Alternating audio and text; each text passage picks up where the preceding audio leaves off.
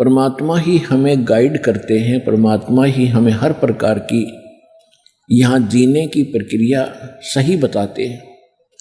परमात्मा ने, कबीर परमात्मा जी ने आकर के सबसे पहले हमें ये सिखाया कलयुग में कि यहाँ पर जो माया जोड़ने की, कोठी बंगले बनाने की जो आपके अंदर एक गलत प्रेरणा है या व्यर्थ है, इस पृथ्वी लोक पर इसकी कतई आवश्यकता नहीं है। ये महामूर्खों का कार्य है। और जब तक हमें सत्संग नहीं मिलता तो हम उसी को सबसे उत्तम मान रहे होते हैं।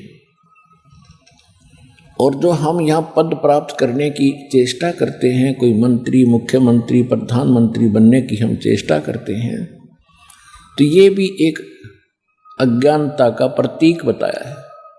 कौन सी अज्ञानता का? जो अध्यात्म ज्ञान के विपरीत है। हमेशा जगत और भक्त का आपस में मतभेद और विरोध इसी बात पर रहा है कि जो सत्संग भक्त होते हैं उनका विधान आध्यात्मिक तरीके से और धर्म नीति होती है, और जगत की जो आधार है वो राजनीति होती है, और जगत का व्यवहार उनका परम कर्तव्य मान बैठे होते हैं, वो उसी का निर्वाह करते हैं। तो सत्संग में आने से पता चलता है कि मनुष्य जीवन परमात्मा ने केवल भक्ति के लिए दिया है, मोक्ष प्राप्ति के लिए। इसके अतिरिक्त हम जो भी क्रियाएं कर रहे हैं, संतानों उत्पत्ति,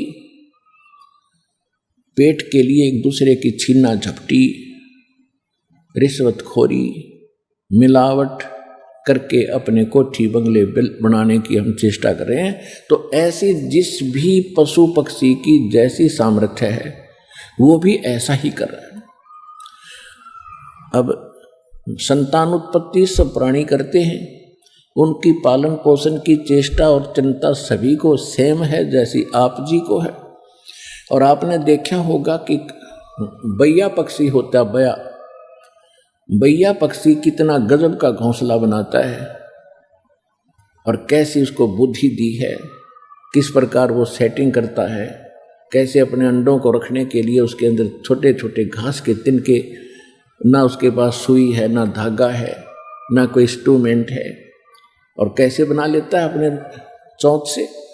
तो ये इस तरह की चतुरता करते हम यदि मनुष्य जीवन को भी ऐसे ही व्यर्थ करेंगे तो ये हमारी बुद्धिमत्ता नहीं है।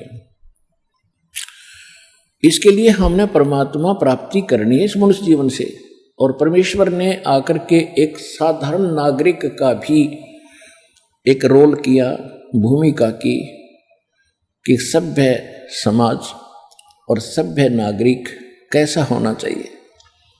अपने 10 नाखूनों की मजदूरी से अपना निर्वाह करे, किसी की चोरी, लूट, खसोट, जारी ये बकवाद करके यहाँ कोठी बंगले कतई नहीं बनावे।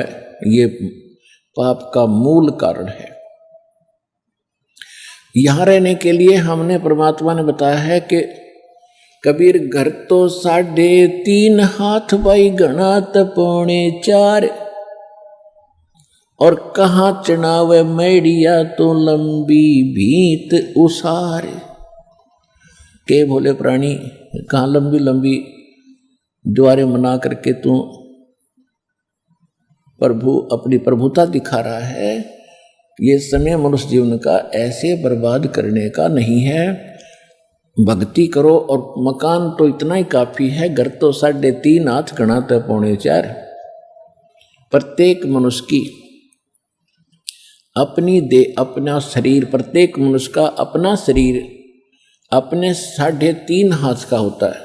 ये जो हाथ यहाँ से लेकर कोहनी तक है, इसको एक हाथ बोला है। ये मेजरमेंट के लिए है। प्रत्येक प्राणी का 3.5 हाथ का शरीर है।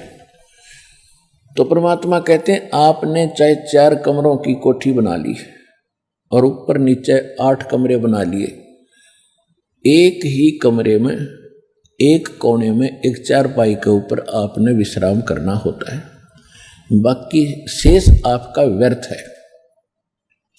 तो क्या बताते हैं भाई, घर तो 3.5 हाथ,